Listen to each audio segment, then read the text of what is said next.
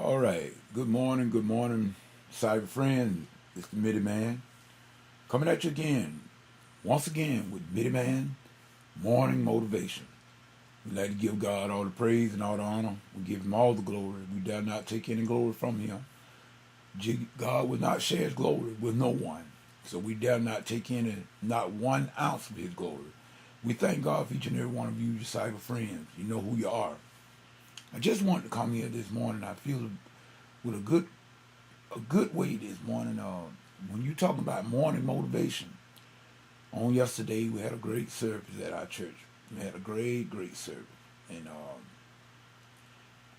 Pastor got a chance to lead yet another individual to Christ, and we give God the glory for that. And I happen to, my back is to the congregation.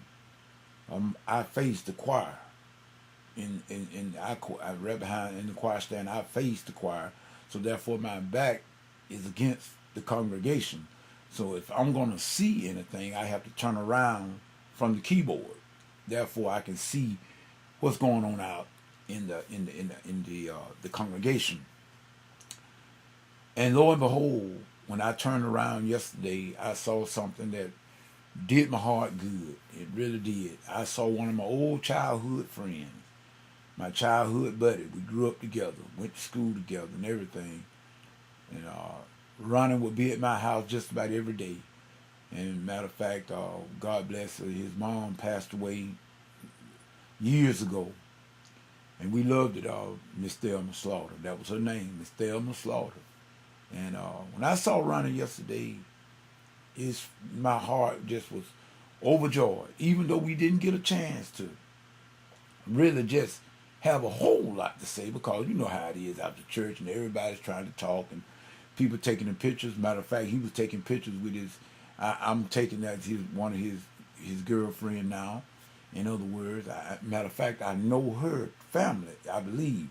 But I didn't get a chance to do any of that, but I'm quite sure I will, because I'm just glad to know that Ronnie he's in Cuthbert still. That's our hometown. We grew up there in Cuthbert. But I was so glad, people. The only way I can say is at this time of the year, it was at a good time of the year for me, because like I told y'all, at this time of the year, I really get my mind on my other childhood friend and buddy that passed away over 39 years ago. And that was Brother June Pitts. And in my mind, get on June at this time of the year. It was right around this time that he passed away, over 39 years ago. It was right after my 16th birthday. And he came to my party, bought me a pretty blue shirt, sky blue. It was silky like. Y'all know how it was in the 70s. It was one of those type of shirts. And I loved that shirt. And he did that, and then he passed away a few weeks after that. He got very ill, and he passed away. So it did me good to see Ronnie yesterday. My heart was overjoyed. So we called him Steinman, and the nickname was Steinman, but his name was Ronnie Slaughter. And I was so glad to see Ronnie, and I hope Ronnie, if you see this video, bro, I just want you to know I was glad to see you on yesterday. And that's just the way the Lord does things for us people. He knows exactly what we are needed. Now, no one knew how I was feeling yesterday at that keyboard but God and me. But when I turned around and saw Ronnie, that lifted my spirit so high. I can remember the days when we all were running around on Oak Street in Hamilton over there in my own time. And Ronnie stayed right off of Andrew Street in a little alleyway down there, right at the top of right there at the railroad track, right across from the old church, Payne Chapel AME Church.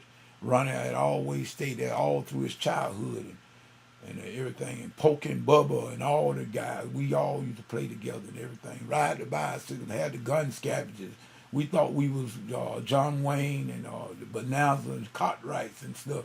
We were like that, people, and seeing those type of things, and seeing them people like that bring back so many memories. And I was just so glad to see him. And we just letting everybody know. You know, a lot of stuff that I'm seeing now, and I'm looking at on television now, where I'm seeing the people that trying to take Christ out of Christmas. You know what? I grew up during that era, but I didn't know what was going on. I can remember when they stopped putting the sign up about Christmas and started talking about season greeting and all that, but I didn't understand why they were doing it. So, I just went along with it. But now that I know what was going on, it was these here so-called ACLUs and everybody that's trying to take Christ out of Christmas. Let me tell you something, people. And I'm just going to be real. I have no intention of taking Christ out of Christmas. I don't care how you try to justify it. You say, well, Jesus wasn't born. Look, we don't care when he was born. Only thing we know, he was born. And I have a birthday, and we decided that somebody did, that they decided that they would recognize December 25th being Christ's birthday. And we will celebrate it on December 25th. So guess what? That's what Many Man's going to do. That's what I always been doing, and I'm going to continue to do it until God stops me. Now, if God himself tell me not to do it, then I won't do it. People, let me tell you something. We need all the joy we can get these days. Now, I know a lot of you saying, well, it ain't about giving and everything. Yes, it is about giving. That's what Christmas was all about. For God so loved the world, he gave his only son. You better be glad God gave. You better be glad. If he hadn't gave, we all would have been hell-bound. Because we are not hell-bound now because of the love of Christmas, the giving part of it. So now, we can't give Christ a gift. So what we can do, we can give somebody else a gift in his stead. Find somebody to bless. Find somebody to bless. If you can't find a child, find a grown adult to bless. Somebody that may be void of a coat this winter, that may need a coat to keep the cold off them. Buy them a coat. Do something for somebody other than yourself. Do something good and kind to someone. And that's the way that we'll give Christ a gift. Since you know what? Christ don't need anything from me. Christ don't want anything from me but my soul. That's what God wants. He don't need anything from me. He has everything. So what we need to do, we need to find each other.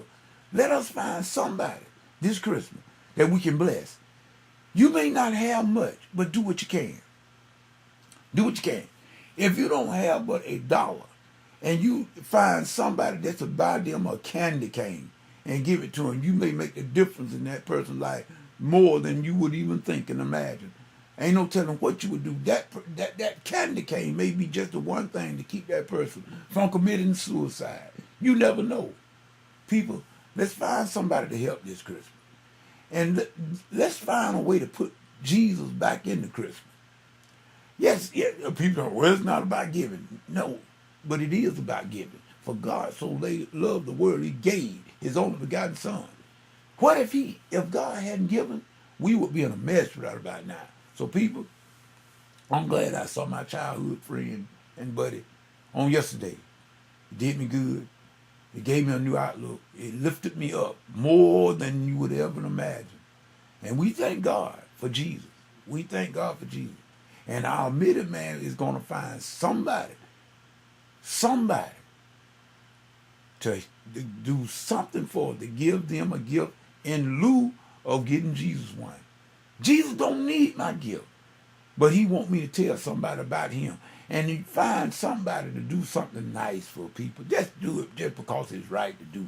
Don't worry about whether or not somebody's going to see you do it. Just find somebody that you can help. Somebody that really, really needs your help. That could be, I don't know. I don't know who you may come into contact with between now and December 25th.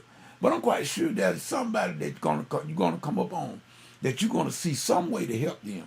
God is going to show it to you. I'm going to make certain I pray for it, that he do show you somebody that you can help. We need to get out of self-centeredness. And let's not think, don't worry about whether somebody's going to get you anything or not. Find somebody that you can do something for. Find a child that need a Christmas toy. A little girl made them, just get them a little old bitty doll. Go to Fred's or somewhere and buy that child a little bitty doll. You won't have to spend $5 sometime for them little old bitty toys like that to make a child Christmas be something that they can remember you by. You never know. That same child may have to grow up and give you a drink of water. You never know.